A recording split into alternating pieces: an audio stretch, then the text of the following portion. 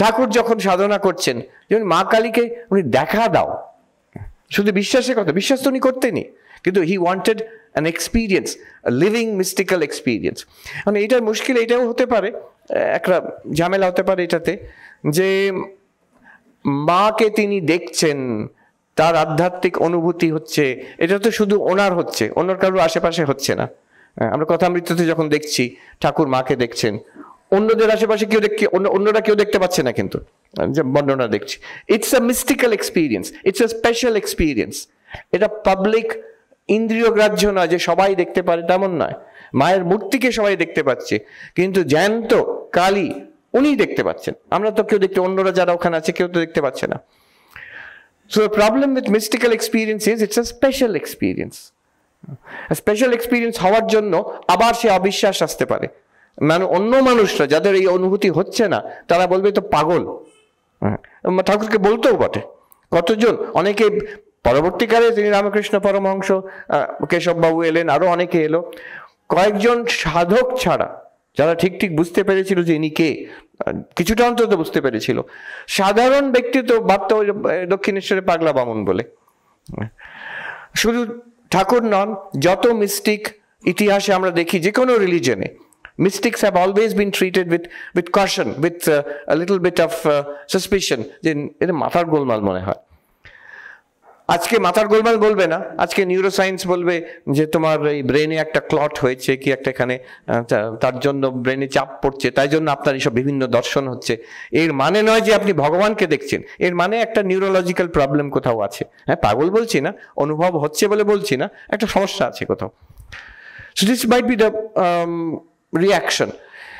না, আরেকটি পথ আছে, সেই পথটি আমরা দেখব, তৃতীয় পথ, যেটা হচ্ছে আজকের টপিক, যেটা জ্ঞানের পথ।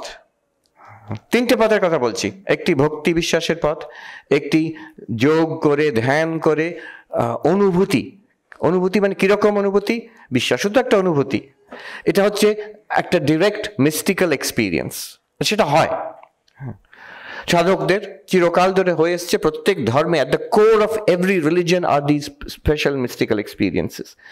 তৃতীয় পথ হচ্ছে এই জ্ঞানের পথ, যেটা বিষয়ে আজকে একটু আলোচনা করব।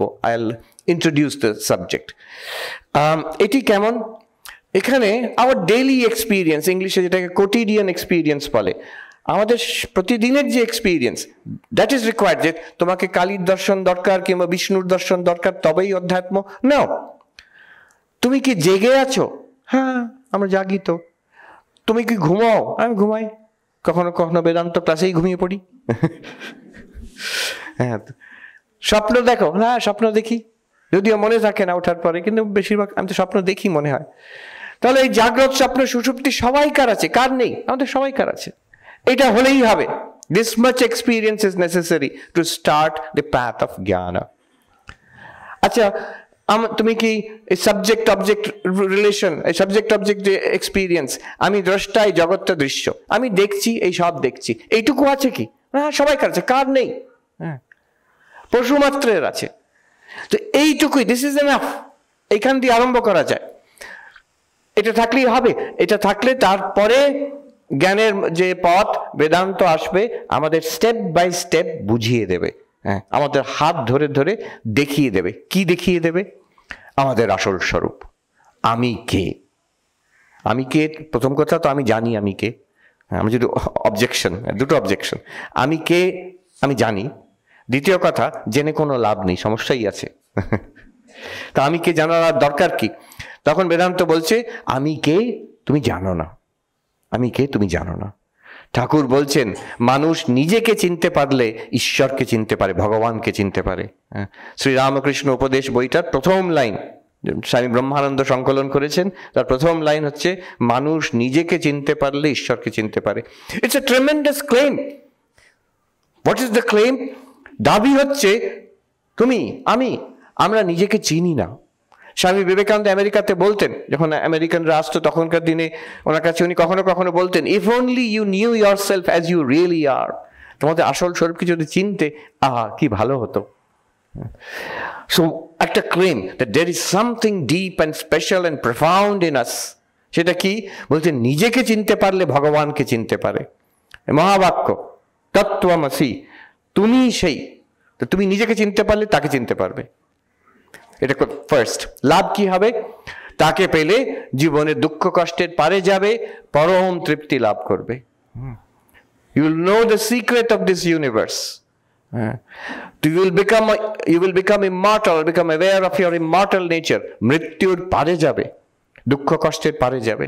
You will become a blessing to yourself, blessing to others. You will realize the purpose of life. জীবনের উদ্দেশ্য পূর্ণ হবে। পঞ্চদশী ভাষায় এটা হলে কি হবে? কৃতকৃত্য, মানে মনুষ্য জন্মে যা করার কথা সে করে নিয়েছে, মনুষ্য জন্মে যা পাওয়ার কথা সে পেয়ে গেছে, মনুষ্য জন্মে যা জানার কথা সে জেনে গেছে। এর চেয়ে বড় কথা কি? সবচেয়ে the greatest adventure is the greatest adventure in life, the spiritual adventure. And এই পথটা হচ্ছে এই অ্যাডভেঞ্চারের ডিরেক্ট প্যাথ, স্ট্রেট প্যাথ। আজকে ওই পথে আমরা হাঁটবো। আরেকটি স্পেশালিটি, অনেক স্পেশালিটি আছে এই পথের। আরেকটি স্পেশালিটি হচ্ছে, যদি ভক্তি বিশ্বাসের কথা বলা হয়, যদি যোগ অভ্যাস আর ধ্যানের কথা বলা হয়, ওই বক্তৃতা শুনে বইটা পড়ে তারপরে কি করতে হবে? তারপরে করতে হবে। আমাকে ভক্তি বিশ্বাস করতে হবে, পুজো পাঠ করতে হবে, ভজন করতে হবে, প্রার্থনা করতে হবে, চোখের জল ফেলতে হবে, এইভাবে এগোতে হবে ঈশ্বরের দিকে। ধ্যানের কথা শুনলাম, মন্ত্র পেলাম, কি করে ধ্যান করতে হবে শিখিয়ে দেওয়ার পর তারপরে হয়ে গেল না? মোটেই নয়, আরম্ভই হয়নি। তারপরে নিজে সকাল সন্ধে নিষ্ঠা ভরে জপ ধ্যান করতে হবে দীর্ঘকালের জন্য, তারপরে যা হওয়ার হবে। এই পথে স্পেশালিটি হচ্ছে, এই যে এখন আমরা এই কথাটা এখন বলবো, এই বিচারটি আরম্ভ করব, দিস ইজ দ্য প্র্যাকটিস। এটা শোনা মাত্র যদি কেউ মন দিয়ে শোনে আর ভাবার চেষ্টা করে, you are already practising it. The practice is here and now. You can do it anytime. এক্ষুনি করা যায়।